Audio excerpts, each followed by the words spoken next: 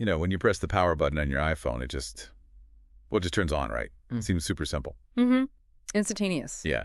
But we were digging into some detailed explanations about what actually happens.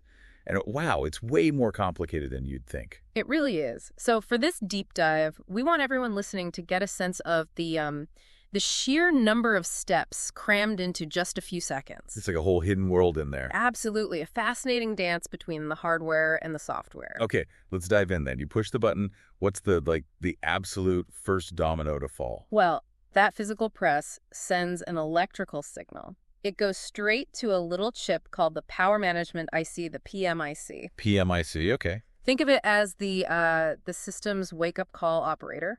It gets the signal and starts distributing power to the main logic board. Got it. So the lights are technically on, power's flowing.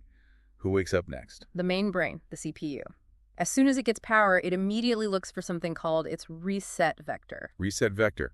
Sounds technical. It's basically just an address, like a signpost, telling the CPU where to find its very first instructions. And where did that signpost point?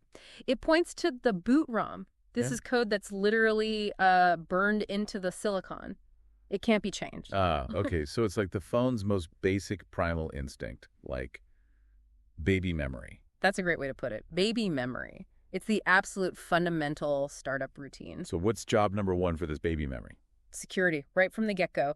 The boot ROM kicks off something called secure boot. Secure boot. Mm-hmm. It checks the integrity of the next piece of software it's about to load. Basically asking, are you legit? Are you signed by Apple? Like a bouncer checking IDs at the door. Exactly. And if that check fails, that's often when you'd see the phone asking to be connected to a computer, recovery mode. Right. Okay, so assuming the ID checks out, the bouncer lets the next guy in. Who is that? The boot ROM loads the low-level bootloader, or LLB. Okay, LLB. And here's a fun part. The LLB's primary job is, it's to load the next bootloader. Wait, a bootloader? That loads another bootloader. That's like software inception. Bootloaderception, yeah. It sounds a bit redundant, maybe. Yeah, why do that? It allows for stages, different levels of initialization and checks. So the LLB does its thing, verifies the next stage, and then loads iBoot. iBoot. Okay, this sounds important. Like the VIP gatekeeper. That's a perfect analogy. iBoot is really critical. Its main task is to verify and then load the iOS kernel, the absolute core of the operating system. And I bet it's strict. Oh, incredibly strict. If iBoot finds any code that isn't digitally signed by Apple, it just stops. Full stop. Boot process halted. Wow.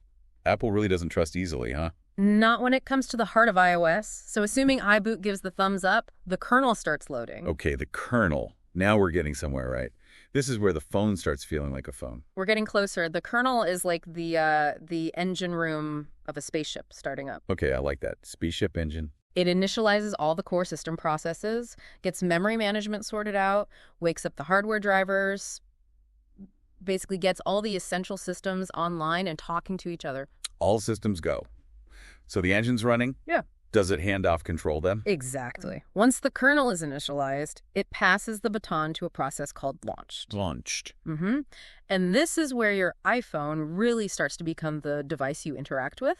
Launched starts up all the user-level thing. Like the home screen. SpringBoard. Yep, SpringBoard, which manages your home screen, icons, the dock, all that. And also all the background services, the daemons that run all the time. So this is when it's properly alive and kicking. That's the moment, yeah. From a collection of powered circuits to your actual usable iPhone. And that's presumably when we finally see the lock screen animation, the icons popping into place, all that visual stuff. Precisely. Launched, gets everything running, SpringBoard draws the interface, and you see your widgets, your wallpaper.